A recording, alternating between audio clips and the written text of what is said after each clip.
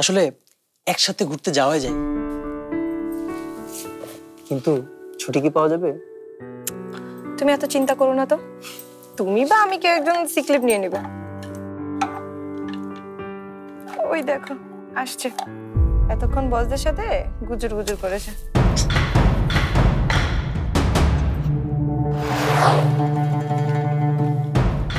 কি যেন বলছিলে প্রিয়ন্তী? না মানে আপা আসলে যাকে নিয়ে কথা বলছো তার মুখের উপর যদি কিছু বলতে না পারো তাহলে না বলতে চেও না।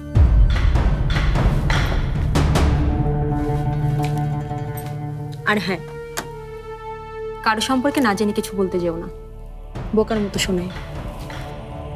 তার চেয়ে বরং নিজের কাজটা মন দিয়ে করো।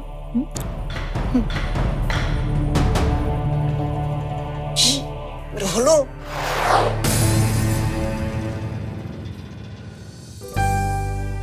খালাম্মা, আপনার শরবত।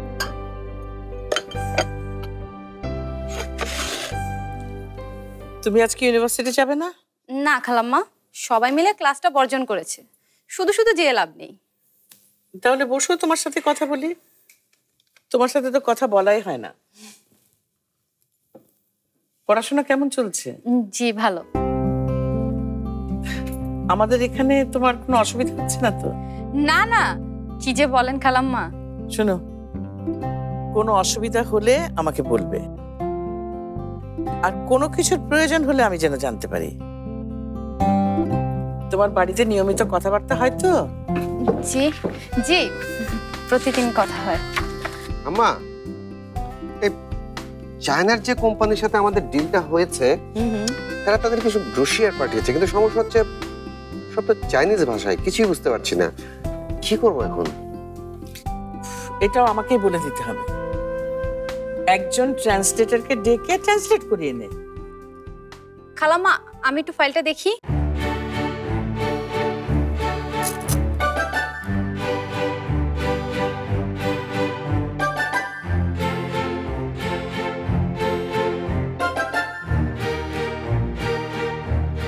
এইটুকু কাজের জন্য ট্রান্সলেটর লাগবে? এটা তো আমিই করে দিতে পারবো। তুমি পড়ে দিতে পারবে? কি ব্যাপার শালিকা, তুমি ওয়াং চুং চাং ভাষা পারো? একটা কোর্স করেছিলাম আমি, কখনো যদি কাজে লেগে যায় এটা ভেবে। আর দেখুন এখন কাজে লেগে গেল।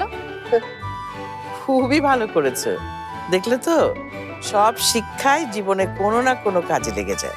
আমাকে একটা ল্যাপটপ দিলেই আমি পুরোটা ট্রান্সলেট করে দিতে পারবো, ইংরেজি বা বাংলা যেটা বলেন আপনারা।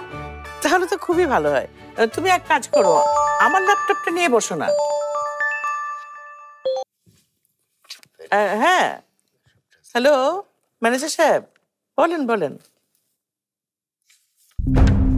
কি? আচ্ছা আচ্ছা, ঠিক আছে ঠিক আছে, শাহিন এক করে চলে যাবে। হ্যাঁ শাহিন, তুই এক কাজ কর, টঙ্গীর ফ্যাক্টরিতে চলে যেত, ওখানে নাকি খুব একটা ঝামেলা হয়েছে। ঠিক আছে, আমি এখনই যাচ্ছি। চলো মুন্নি, তোমার এটা নিয়ে তোমার সাথে বসি। হ্যাঁ, তুমি ট্রান্সলেট করে দাও। ভালোবাসা